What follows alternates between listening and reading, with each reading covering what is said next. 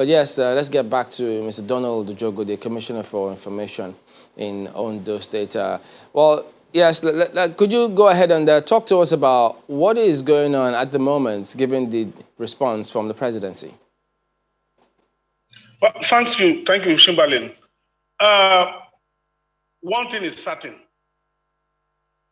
Mr. President Muhammadu Buhari, by his antecedent, by his nationalistic posture, and by his patriotism that is known for, may not have directed or ordered that statement. It is certain that the president may not have directed that statement. And I'm almost persuaded to think that Garba Shehu didn't issue that statement, because that would have been a very dangerous one for the unity of this country. It would have, the Mieti Allah Cattle Breeders Association couldn't have done better than that statement. I am not assuming. I don't want to belong to the category of people who believe that Garba Shehu actually indeed made that statement. I'm waiting to confirm, and if it is true, they may have miscommunicated properly to the people of Nigeria. What if indeed it is confirmed that Mr. Garba Shehu actually put out that statement? It will mean that certain persons in the presidency, certain officials in the presidency are actually out to create problems for President Muhammadu Buhari. We must appreciate the efforts of this president in his fights against insecurity across the country. Insecurity is becoming it's almost a national issue. No part of this country, is insulated from crisis. In the northeast, northwest, coming to the north central, and even the southwest, now where kidnapping and banditry, the issues are almost becoming a pandemic, so to say. So if actually he did issue the statement, then Garba Shehu owes this nation a great deal of explanation to let people know why he must take up the fight of criminal elements.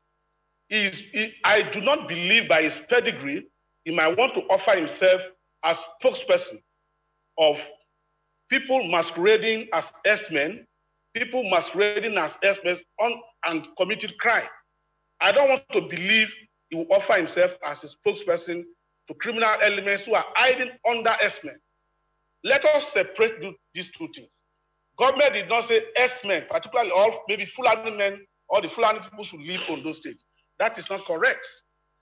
Those herdsmen who have occupied the forest reserves, and in this case, the forest reserves are different from the national forest. Government has not come out to say that Fulani men should vacate all the forests of Ondo State. The attention, the focus here is the forest reserves. These forest reserves are government monuments. These forest reserves are treasures of the people of the Southwest, right from time immemorial. These were places that have been earmarked for beauty and biodiversity. There are specific purposes for which these places have been earmarked. Thousands of hectares of land in the thick forest. Unfortunately, some of these criminal elements have gone to mingle with Fulani herdsmen who have occupied portions of these forest reserves as settlements. And in any case, anytime victims are kidnapped, they take them directly into the depth of the forest reserves, and security agencies have had enough evidence to show that these persons are taken into the forest. So what government is trying to do is to clear the mess. Clearing the mess by way of regulating the activities of herdsmen. And we should also know that not only Fulani people are herdsmen. So I will be surprised if the Mieti Allah want to appropriate the burden of criminality. I'm surprised. It's a State House press release signed off by Garba Shehu, Senior Special Assistant to the President on Media and Publicity, dated January 19, 2021.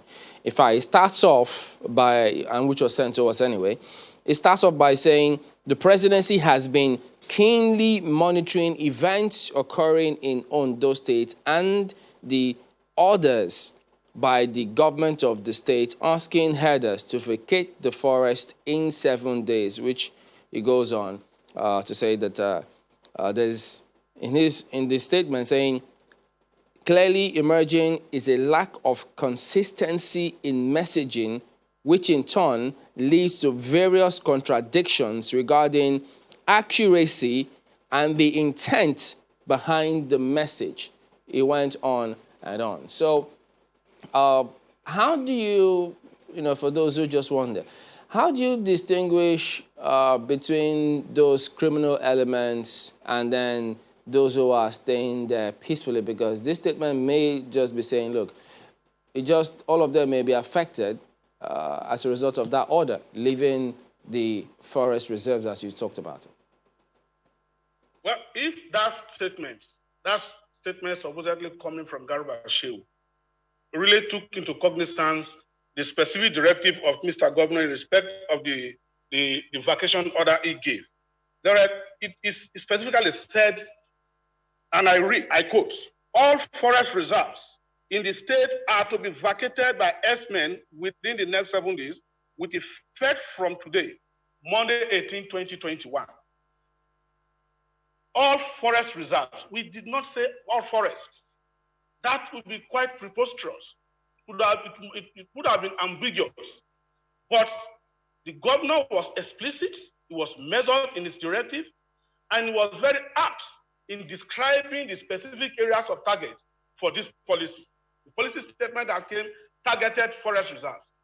We must separate our natural forests, where herdsmen grade at permissible times normally, and our forest reserve. These forest reserves are deep into the forest. They are thick forests, and they are conserved areas. What we are saying is that most of these areas have been converted to dens of kidnapping, which we find very, very alarming. This concern has become so heightened to the extent that each time victims who are lucky to be released come out and narrate their experiences, there is a common trajectory in their experiences. There's a common part of story. So what else do you want government to do? What we are saying as a government is that we are not just elected to continue to provide roads and water. The basic objective of government and good governance is for government to be able to have the ability and the will and the capacity, where possible, to ensure that there is security of life and property.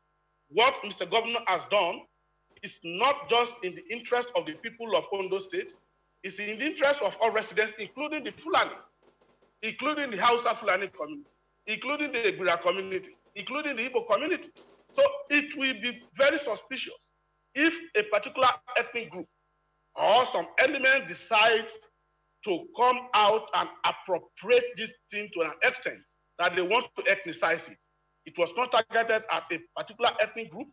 The target is unambiguously the criminal elements hiding under herdsmen who are doing their legitimate business. And if these herdsmen who are doing their legitimate businesses are unable to weed out the criminal elements who on a daily basis run under them, it means that something is wrong somewhere. So what we are trying to do is to ensure that people who come into the state to do legitimate business as herdsmen are registered. Unless they are saying that they are not registered, they will remain unregulated. Well, there are still so many areas that people would like to get clarifications on this subject matter, but I guess it's something we'll continue tomorrow. But we do thank you for your perspectives on time this morning, Mr. Donald Jigo, Commissioner for Information, Ondo State. Thank you very much.